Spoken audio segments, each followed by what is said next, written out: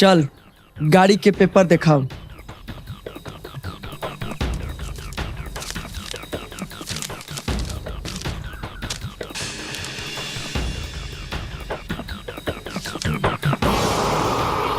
अब अपन driving licence दिखाओ।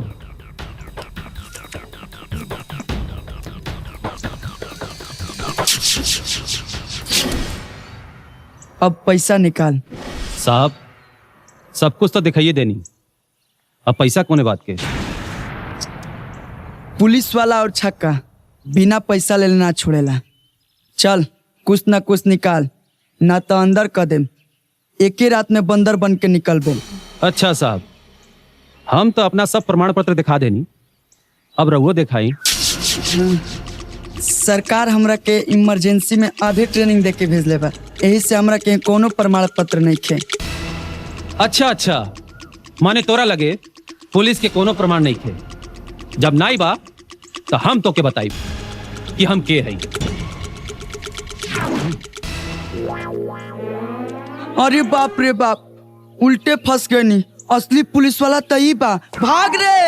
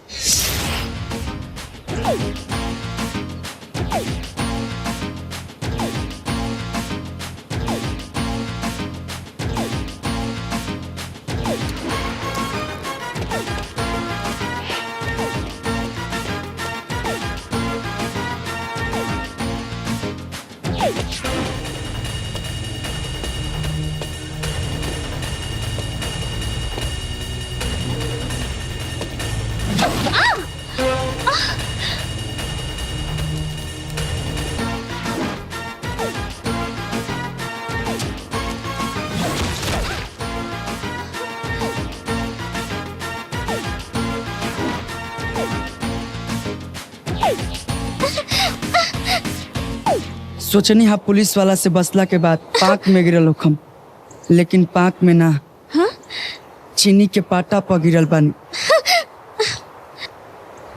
का हो भैया, चाट के खाई कि काट के?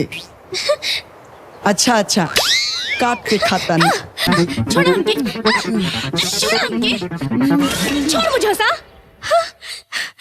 आलर बड़े का जे हमार देही के मांस के बिना सांस लिए खसी के मांस दिन काटता रे। तुहार देह खसी के मांस असना रसगुल्ला अस लागल है, यही से दांत भिड़ा लेनी है। आवारा लफंगा,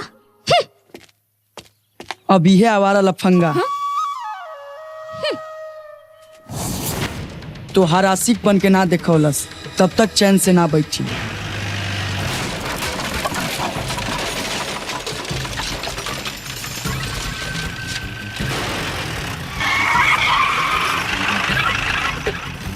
देवा भी आ गई, अब का हुई हमार?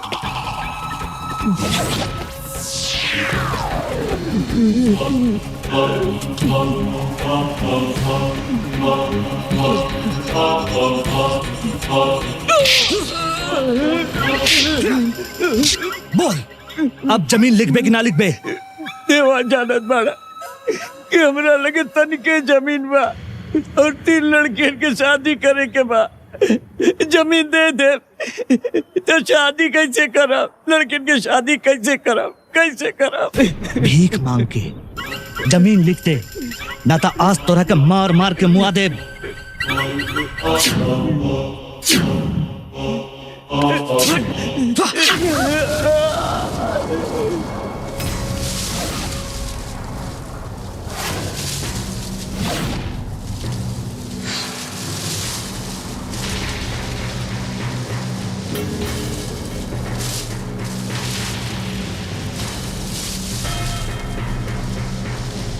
ई कवन मर्दानगी बा जे 10 आदमी की ताकत के बल पे एगो आदमी के मारा तारे? हम ना ई मदना साला मरला सा। का रे बूढ़ पुरनिया के कहीं मारल जाला? हम कहाँ मरले हैं? गलती करके कहत रहे कि हम कहाँ मरने हैं? कहाँ मारता रहता हूँ?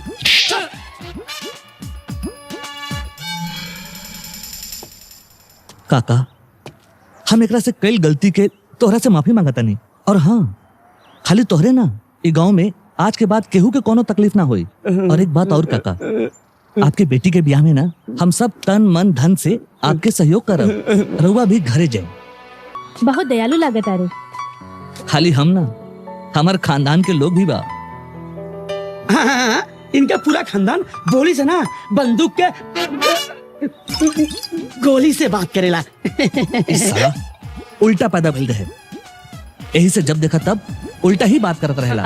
मतलब ई के ई तारीफ में गाली और गाली में तारीफ करेले। हाँ एकदम एकदम सही समझ लो। अच्छा हाँ। वैसे हमहू चलता नहीं, हमरा के देरी होता।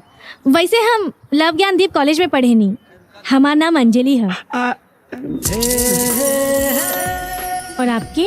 हम देवा। देवा नाइस टू मीट यू देवा। ये तू का करत हुआ?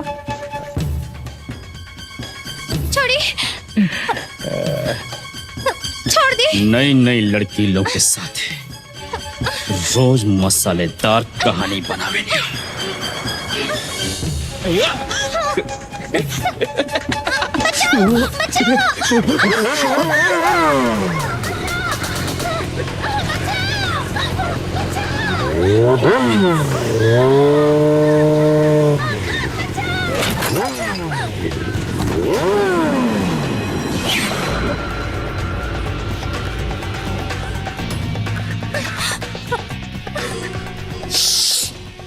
ती कौन हुए रे? तोरा बाप के दामाद और तोर जीजा।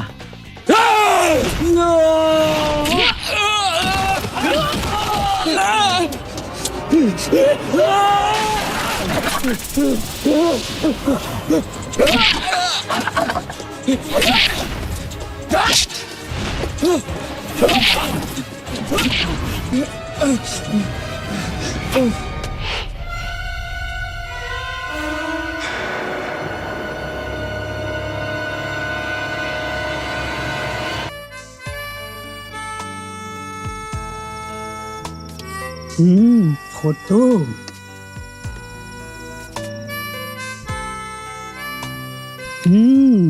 लड़की लागता इ लड़की भैया के दिमाग में ना दिल में छप गई बा।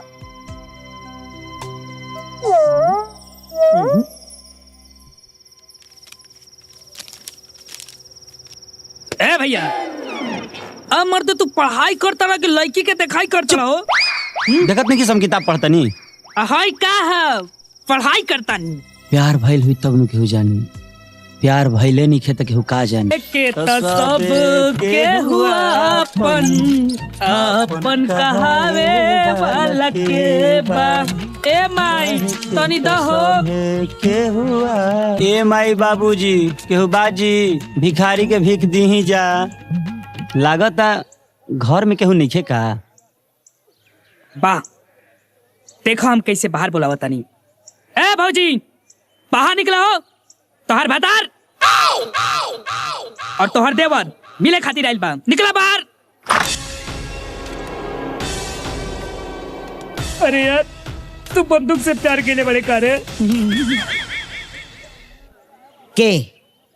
के भौजी कहलास। भौजी भौजी ना कहनी है जा हमनी के। हम तो भीख मांगत नहीं है सरकार। का भीख मांगता रो? हमरा तो बुझाइल कुछ औरो कहता रो। चल यार। कुंवारी लड़की के हाथ से चावल ले ली।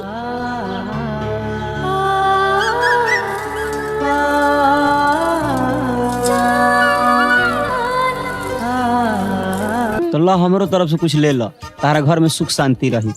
ला प्यार होखस भुरभुआ कह के ले ला। ले ली। प्यार होखस भूभवा। छटंकी पकड़ा। लावा।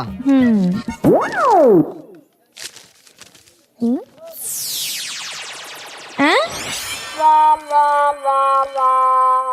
अरे हाँ,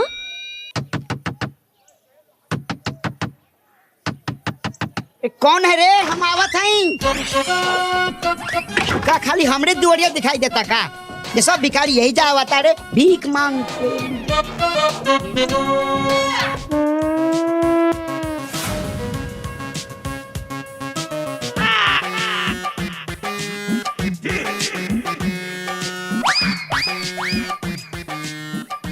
हम भिखारी ना पोस्टमैन हैं। तोहरा मैडम के चिट्ठी देवे आइल बानी। चिट्ठी साला लोग। जे देखा से मैडमे के लेवे के आ देवे के बात करत।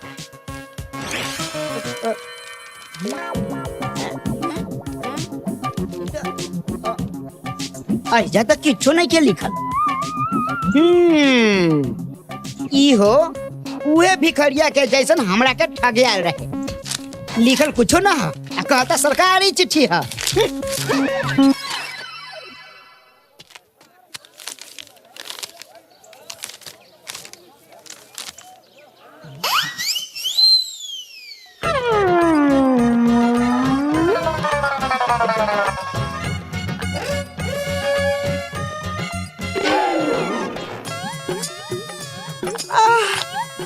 लगातार जिंदगी में पहला बार लॉटरी लागल बा। चला